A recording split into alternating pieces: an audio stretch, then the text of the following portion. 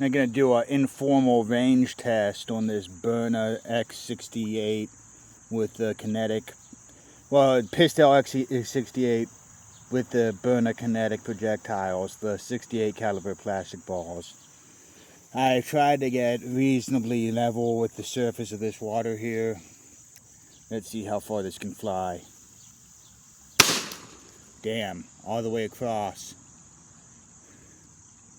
Yeah, that didn't even hit the water at all. At least as far as I could tell. Wow.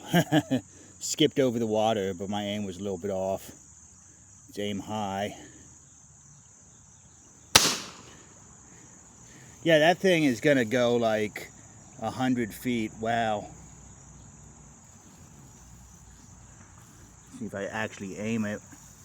If I can hit that, I didn't see it hit anything.